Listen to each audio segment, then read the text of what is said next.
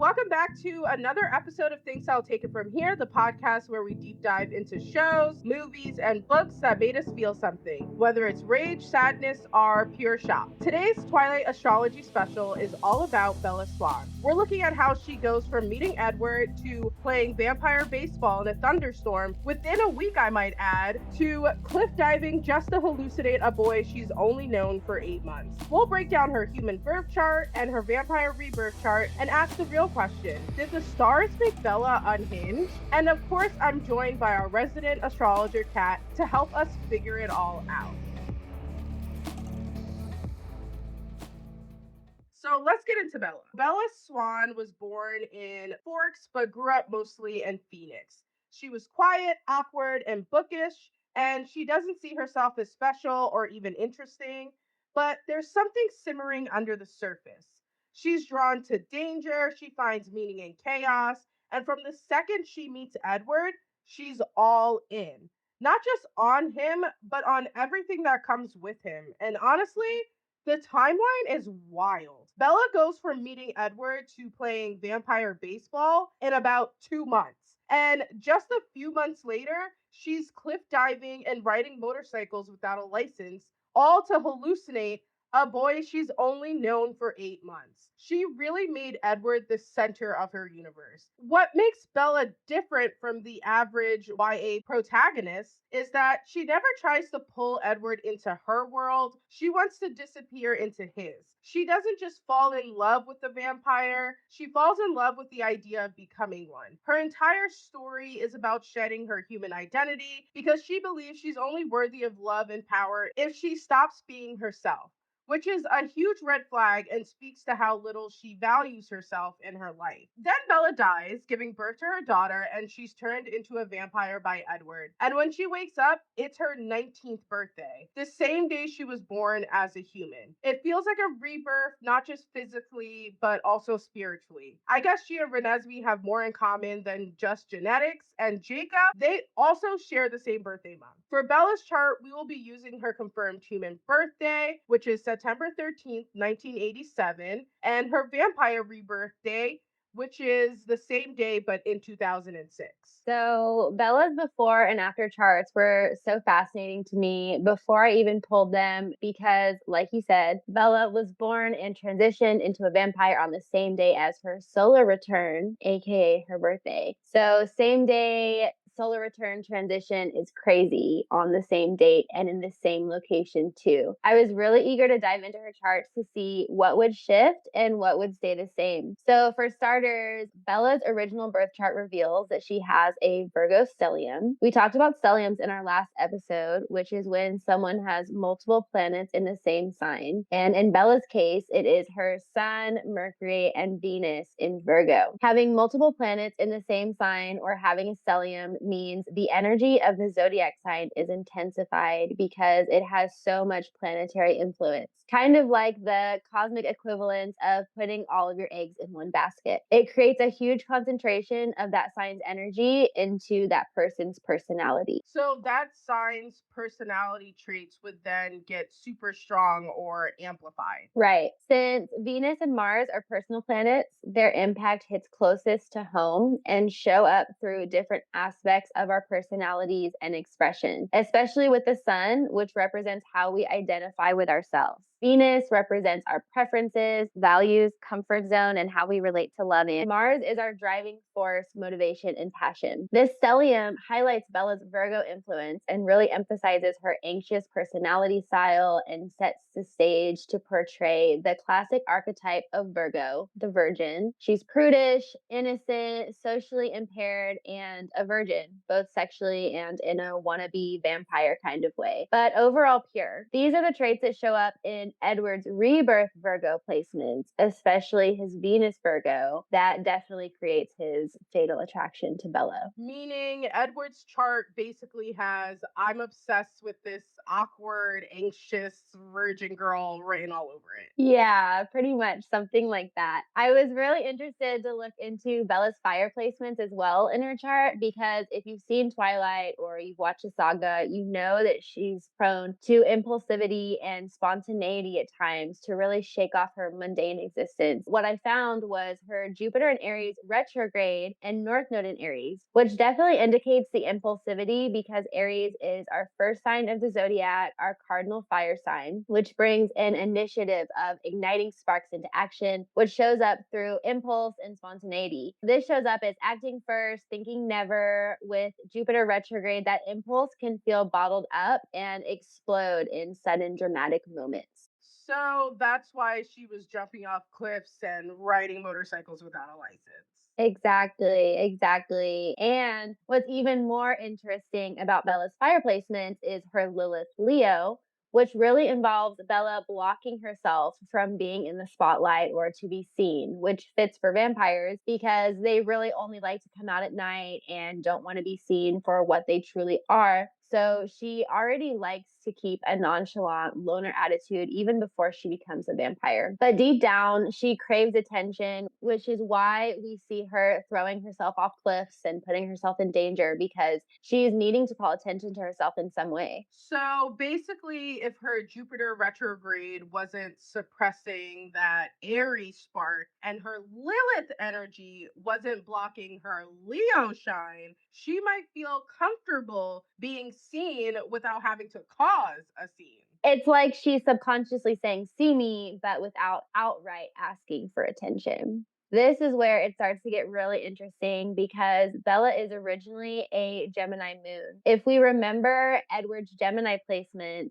Edward is a reborn Gemini moon and he was a Gemini sun in his past life. So the fact that they share moon signs really stands out to me because it basically means they operate similarly on an internal level.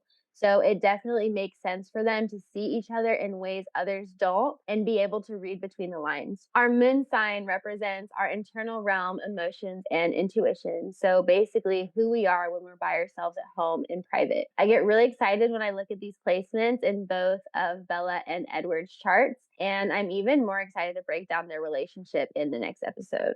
So, sharing a moon sign is a big deal because it means they process emotions and navigate their inner worlds in the same way. They are basically two delusional besties saying exactly. Now, speaking of her chart, let's talk about Bella's vampire rebirth chart. Once she's turned, that private self gets sharper, more focused, and way more intense. As a vampire, she's all about restraint and discipline and control, which is a wild 180 from her human phase of sure, I'll jump off a cliff if it means seeing my undead boyfriend's ghost. Exactly. So this is really just the foundation and the base that Bella's before chart says about the first chapters of their love story. The really exciting part is that she has a very similar birth chart between her before birth chart and rebirth chart because she's born and reborn on the same day in the same town. And we don't have the time, but we do have the tea. And it's cool to see what stays the same and what really stands out in significance and in difference. So moving forward onto her transition, she's still a Gemini moon. So that same energy that we're talking about with the bond she shares with Edward previously carries over into her next life with him together. They really get each other, and because it's as if they are each other on the inside, so they match each other's energy so well. Edward recognizes himself in her, and Bella reflects who he used to be from the inside.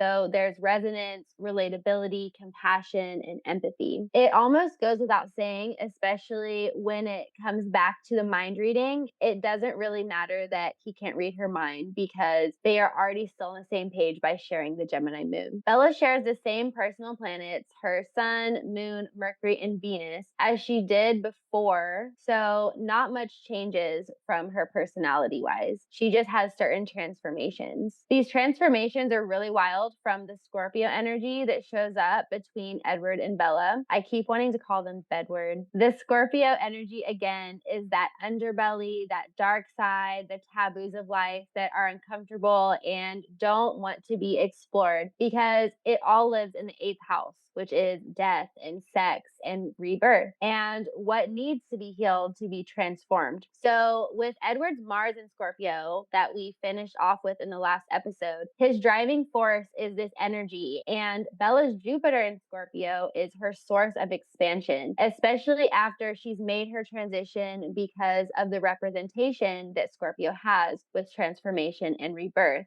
with Pluto as one of its ruling planets. I think it definitely contributes to the action packed adventure, the mystery, and the drama in terms of the depth and complexity of what these characters toil over every night and day. And from Edward's past, his destiny was to become a vampire and ultimately turn her and initiate this transformation in her as well, which really stands out between the two charts. The Scorpio energy really sets the tone here. I think probably the most exciting part is Bella's Mars in Libra, which is her driving force, and also is Edward, a Libra. So she is naturally motivated by him, for him, and through him. It just becomes all about him. In our next episode, we will see how Edward's placements indicate similar tendencies as a Libra himself. You know what's interesting? As a human, Bella is quiet, anxious, and deeply self sacrificing. As a vampire, those same traits are elevated. Her self control becomes legendary. Her silence becomes strength. Her patience becomes power. She doesn't gain a new identity, she's just finally rewarded for the one that she already had. This is where the influence of the Mormon ideals becomes hard to ignore. Stephanie Meyer has said her faith didn't shape the story intentionally, but it's clearly present. Bella waits until marriage. She becomes a wife and a mother. She nearly dies for it. And in return, she is transformed. She's beautiful, powerful, and complete. Bella's story is a spiritual reward narrative. She follows the rules. She denies herself. She gives everything. And in the end, she's granted everything she ever wanted: eternal love, eternal life,